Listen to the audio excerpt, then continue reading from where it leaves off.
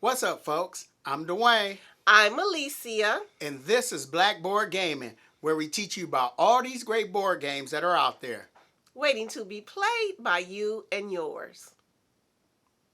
I'm a simple man, don't want a complication. Complication. Hey, everybody!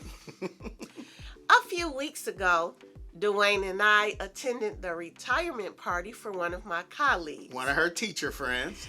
So, at this party, Dwayne and another one of the guests got into this deep conversation about board games. Right, she didn't know too much about board games, so we pretty much I was just telling her about the different types of board games that are out there, and I mentioned maybe trying a cooperative board game. And she was like, what exactly is a cooperative board game? So you know this was Dwayne's chance. Anyway, today we are going to talk about 5 board games that we think are great ways to introduce newcomers to this hobby. 5 cooperative board games, of course.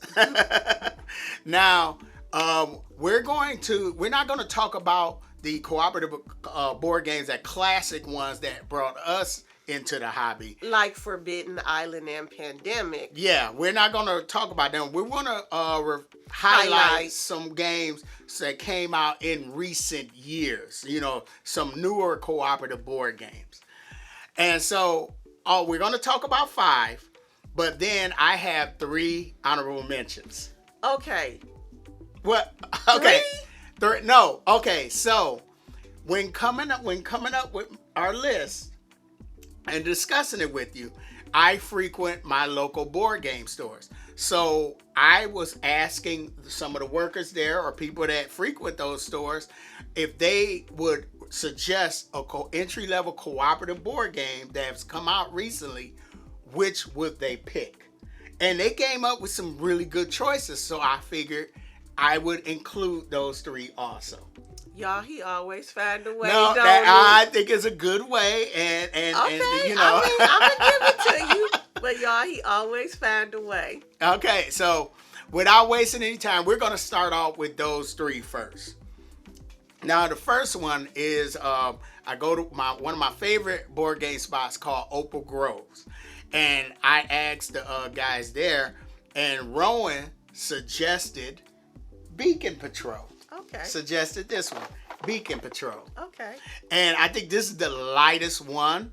And I was like, oh yeah, we've played this. And so in Beacon Patrol, you pretty much are just building up your waterways. On your turn, there's a bunch of tiles. And on your turn, you're going to place out a tile on a tile that's adjacent to your boat. You know, you got this little wooden ship. And then you have to move your ship onto that tile. And so you also have movement tokens. You have a limited amount of movement tokens that you can flip over to move your ship before you place the tile.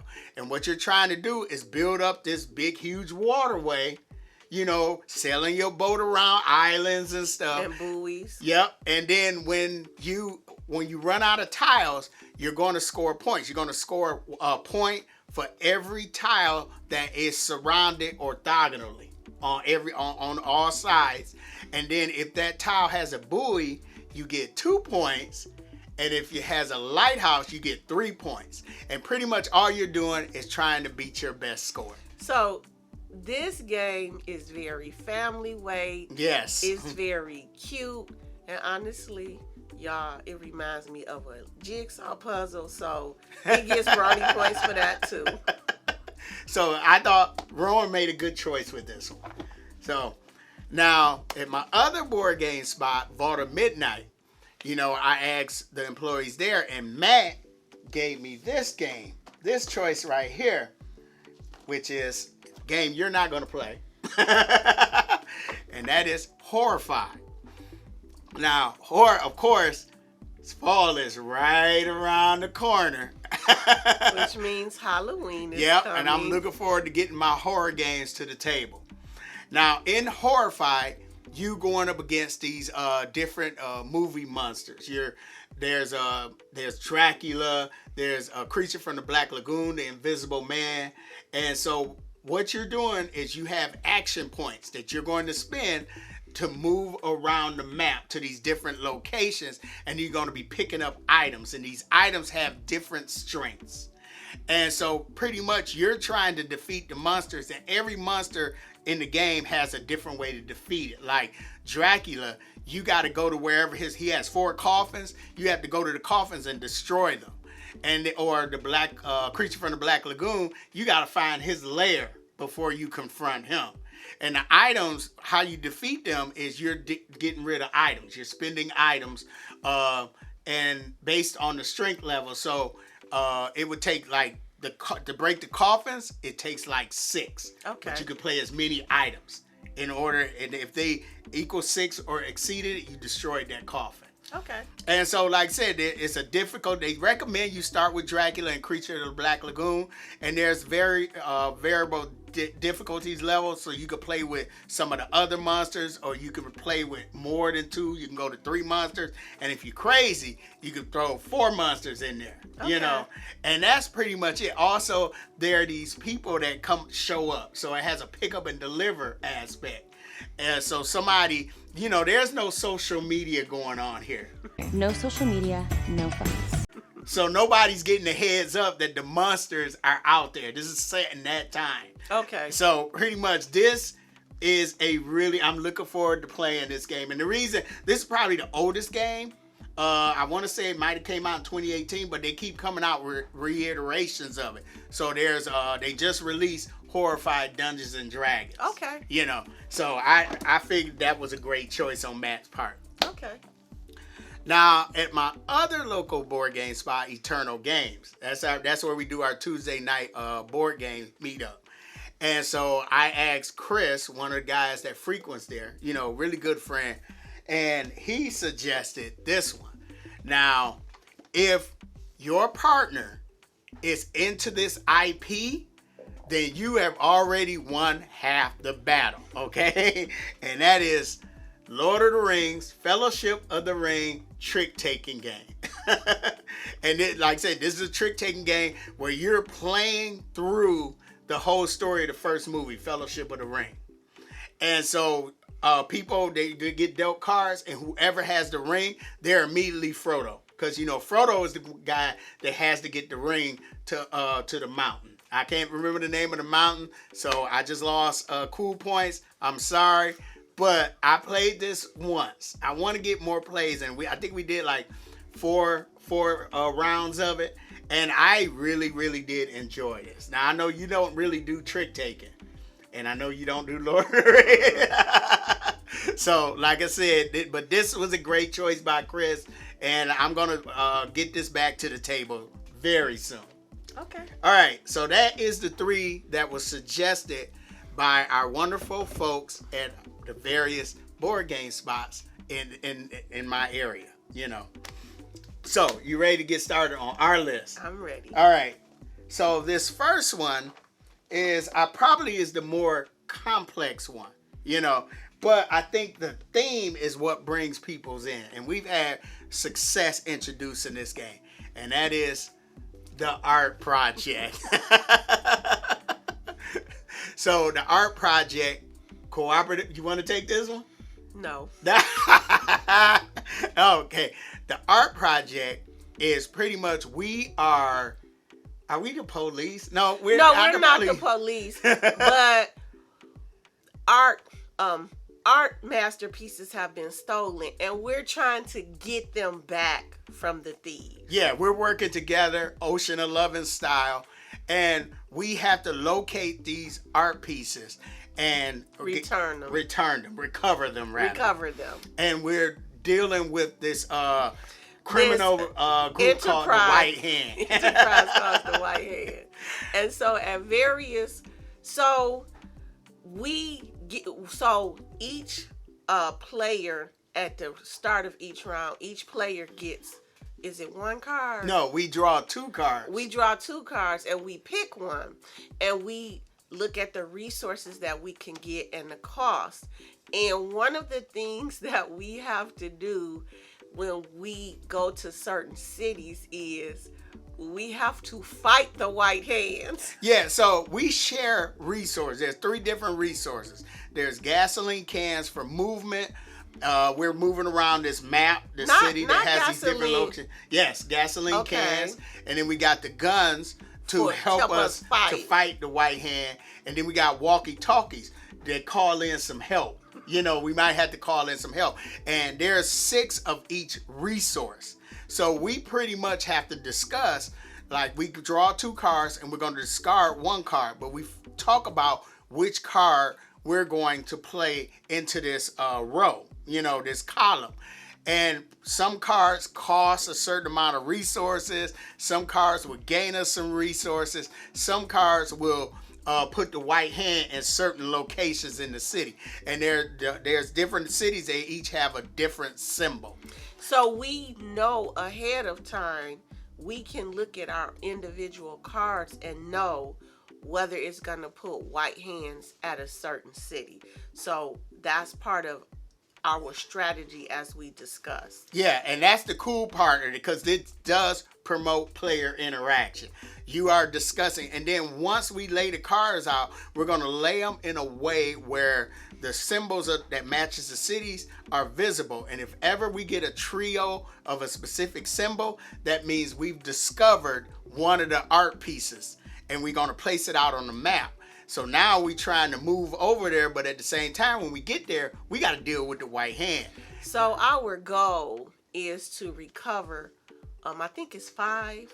No, it's more than that. However many art pieces before time runs out on us. Yeah, but if the cards run out, we lose. If the white hand overruns a specific number of cities, we lose. And if one of us die, we lose. So that's what makes this game really, really cool. And like I said, this is more of the complex games, cooperative games to introduce. But I think the theme is what people draws people in and really gets people involved in this game. Yes. So that's the art project. Now, the next one is, now we're just going to run over it because I've talked about this game at great length. And that is the game, Cooperative Poker. Now, we've talked about this at great length, so I'm not going to spend too much time on this. But I wanted to share because at my recent board game meetup at Vault of Midnight, where I'm a board game cleric, I introduced this game to 3 young ladies. And we played 3 rounds. And we won all 3 rounds. One of the things I like this game, and it is a lot of fun, and you do need 3 or 4 players for it to be really engaging. But I think one of the challenges of this game is every time you add an extra player, I think it's harder to win. So I think 5 and 6 are more challenging to win. Well, okay, so like I said, we not only did we win all 3 rounds, the first 2 games we did not set off an alarm. Okay. At all. Now that and is these impressive. young ladies have not played poker, but they had the card. The game gives you the reference card so you can know what kind of hands will beat other hands and everything like that. And we just had so much fun. And I told them at the end of the game, if I ever was really robbing a bank, I know who to call. So we just gonna go past that one. Okay. All right. Now, the next one is this game here, Landmarks. Now, Landmarks, I know Alicia likes the word games. And so pretty much, Landmarks is part of our team. Like, one person stayed at camp, and he has the only walkie-talkie. Everybody else decided to go out exploring, and they done got lost. So the guy at camp is trying to lead them back by writing words on these hexagonal tiles. So pretty much you start the game with, like, let's say there are going to be 3 tiles that have words. Let's say there's mountain, let's say there's remote, and let's say there's apple or whatever. And so now he's going to take a tile and gonna write a word and give it to the other players, and they have to connect it to where he's trying to lead them. So let's say mountain, he might say cabin. So they might put that tile connected to the mountain and remote, because he might be leading them in that direction. And so there's a certain number of tiles. I think there's 7.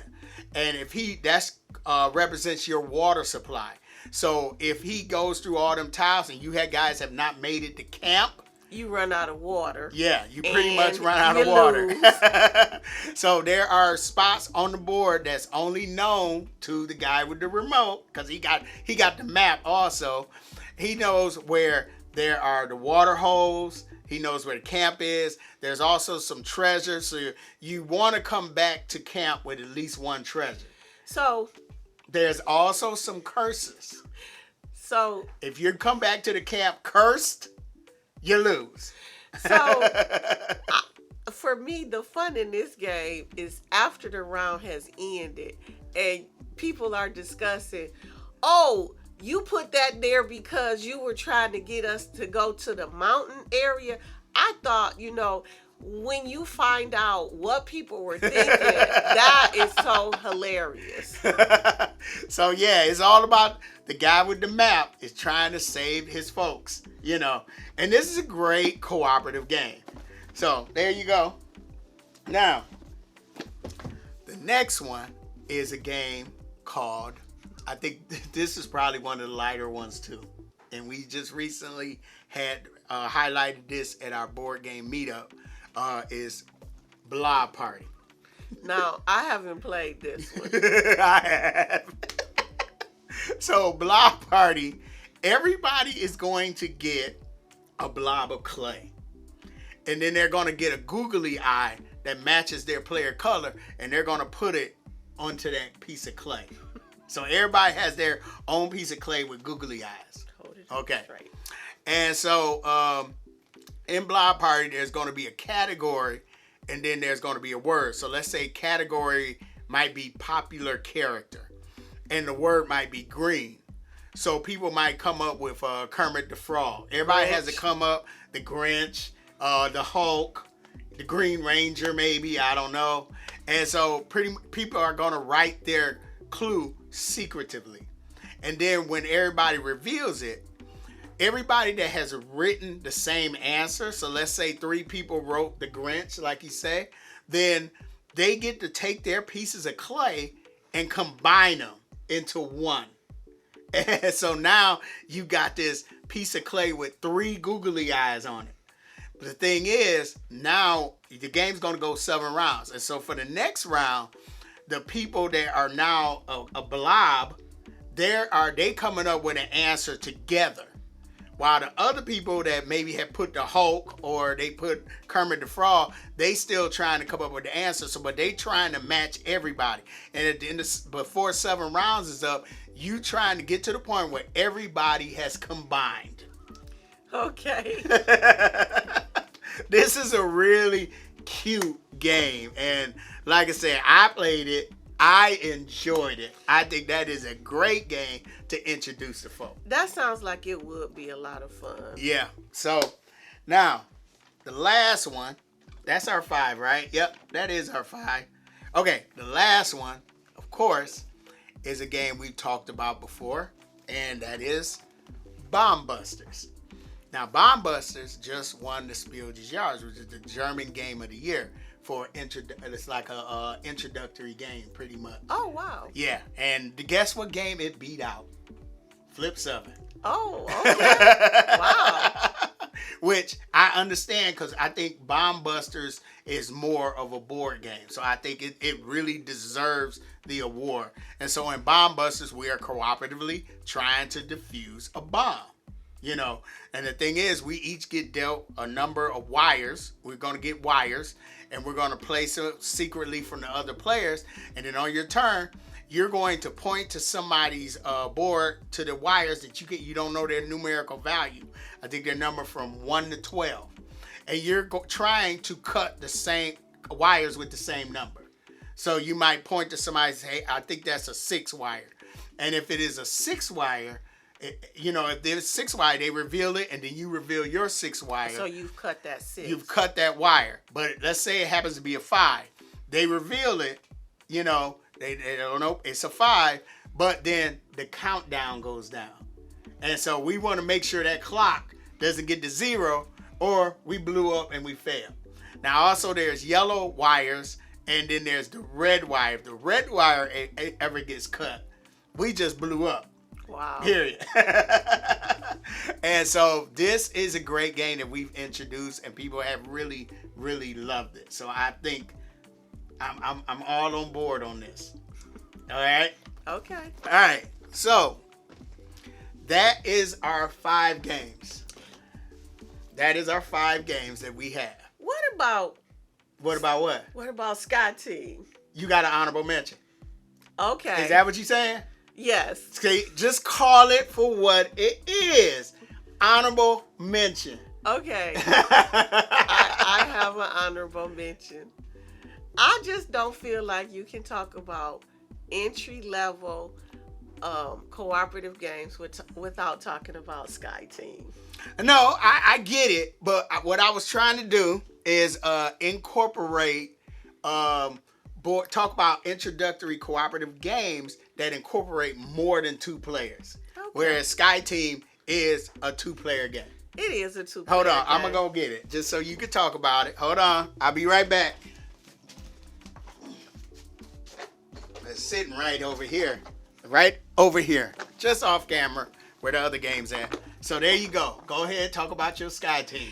So in Sky Team, one person is the pilot, one person is the co-pilot. Now, your actions are represented by dice.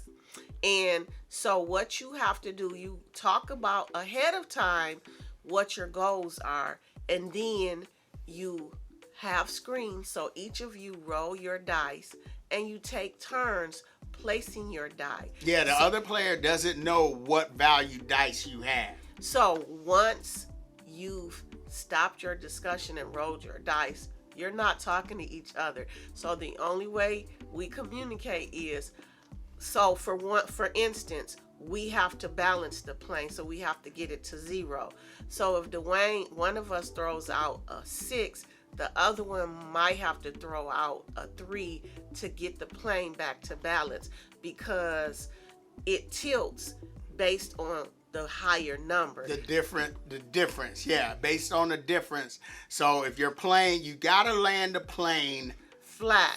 They gotta be straight. So we don't get to communicate, and we don't know what the other player has. So we gotta kind of read the board, and and so it's a lot of fun. You also got to pay attention to your speed. You got to pay attention to your speed. Make sure you're not coming in too fast. You're also making sure you're calling ahead, because there are planes out there on the runway, and you got to say, hey, those planes need to be moved. And somebody's dealing with I think the co-pilot deals with the flaps. Yes, then, we got to make sure our wheels are down and all that. And there's so many things that are going on. And also, we got to make sure that we're drinking coffee. So what coffee does is it allows you, if you need to manipulate the pip value of the dice. Because, like in her earlier example, if somebody put a 6 and you got a 3, which is going to make the plane crash, you might drink a couple of cups of coffee to change that 3 to a 5. So the plane, it won't affect the level of the plane, And so, yeah, Sky Team, this is a great honorable mention. But the reason is just it's just 2-player. It's a great cooperative 2-player game. It is. But yeah, and it is, and I think it is introductory level. So I'm glad you did decide to put this on your honorable mention. You happy now? I'm happy now. So, in the comments below, tell us what are some cooperative games that you think are great to introduce newcomers to this hobby. I will be very interested to hear your suggestions because we're always, I'm always looking for games that to introduce to, people. And like I said, working together, cooperative, where we all win. Or we all lose. And that was the one thing that when we talked to the guest, the lady, and when I told her, she was like, what are cooperative games? We all win or we all lose. And that was like a concept she had never heard of. What does that mean? So I was like, oh, bet. So, like I said, in the comments, let us know any suggestions that you have. And if you like the contents of this video, feel free to hit the like button. Follow us on Instagram, Facebook, and Blue Sky. And don't forget to subscribe. I'm Dwayne. I'm Alicia. This has been Blackboard Gaming. We will see you next time.